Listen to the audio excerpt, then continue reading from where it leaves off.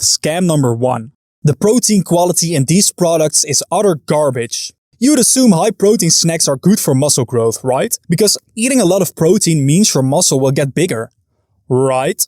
Well, you couldn't be more wrong. You see, not all protein is created equal, and corporate profit margins depend entirely on you never figuring this out. The next time you look at a protein snack, look at the back for ingredients like hydrolyzed gelatin or hydrolyzed wheat protein, because these protein sources are absolute trash. Hydrolyzed gelatin is basically slaughterhouse waste. It's collagen scraps. And why is this bad? Well, it's virtually devoid of leucine, the primary amino acid your body needs to trigger muscle protein synthesis. Google it if you don't believe me. You could eat 50 grams of collagen-based protein and it would do basically zero to build real muscle. Yet on the food packaging, it registers as 50 grams of protein. So the companies hit a massive protein metric for their grand marketing plan, while you get zero of the biological benefit. And then there's hydrolyzed wheat protein. Food manufacturers love this stuff because it's dirt cheap and gives protein bars that soft, chewy texture. But just like gelatin, wheat protein is an incomplete, low-value protein. It is heavily limited by the amino acid lysine, a food component that regulates the uptake of other proteins into your body. So this too is one of the absolute worst protein sources on earth for building muscle.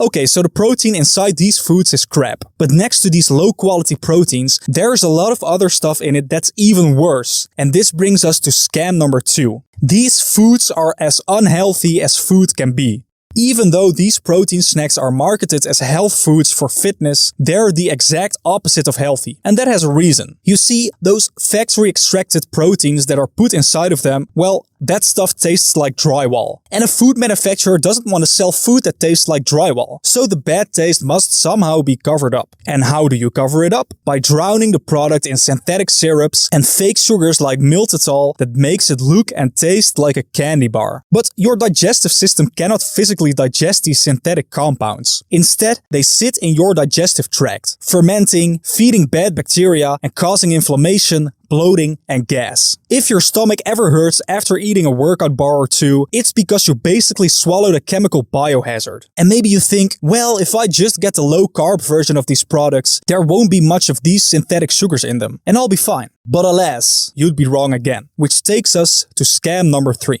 the low-carb math hoax. Here's another sneaky trick food companies pull on you. Check your favorite protein snack for words like soluble corn fiber or IMO. For years, brands marketed these synthetic sugar syrups as so-called prebiotic fiber. They claimed these nutrients pass right through your digestive tract without impacting blood sugar, allowing them to legally subtract them from the carb total on the packaging. And boom, just like magic, 0 carbs. But this is a complete fabrication. Independent lab testing proves that these prebiotic fiber syrups spike your blood glucose almost as fast as pure white table sugar. So while you think you're eating a clean, sugar-free snack, your blood sugar, in reality, rockets to the fucking moon. As a result, your pancreas panics and secretes a tsunami of insulin, your body's fat storage hormone. And because of this insulin boost, every single burnable calorie in that bar gets locked directly into your belly fat.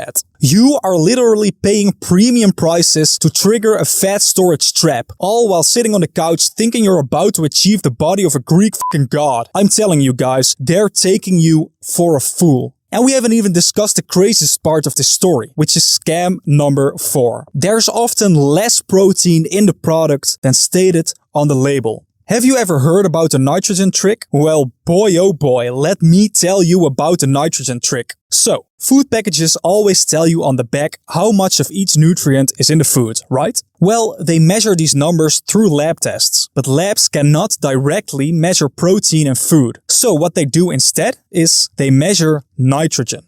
You see, protein is made of amino acids, which contain nitrogen. So the standard lab test for determining the amount of protein in a food is to simply measure total nitrogen content, and then convert that into a protein number. Now, food companies, sneaky as they are, figured out a cheat code for this test. It's called amino spiking. Instead of adding expensive, complete proteins, they dump tons of ultra-cheap, individual, unbound amino acids like glycine, taurine, or glutamine into the batch. These cheap aminos spike the nitrogen count. When the official lab tests the product, the nitrogen reader shoots through the roof and the machine reads it as 25 grams of protein. In reality, half of that protein count is useless filler amino acids that do nothing for muscle repair and cellular health. It is fraud executed in broad daylight. Please, guys, for the sake of your gym process and your health, try to hit your protein targets using real single ingredient foods. Eat eggs or beef or chicken, wild fish or plain Greek yogurt. And if you use a protein powder, make sure it is a cold processed, third-party tested isolate with as little ingredients as possible on the label. But stop falling for the protein snack scam. Stop paying multi-billion-dollar conglomerates to slowly destroy your metabolic health. Wake up, read the back of the label, subscribe to my channel, and take your power back.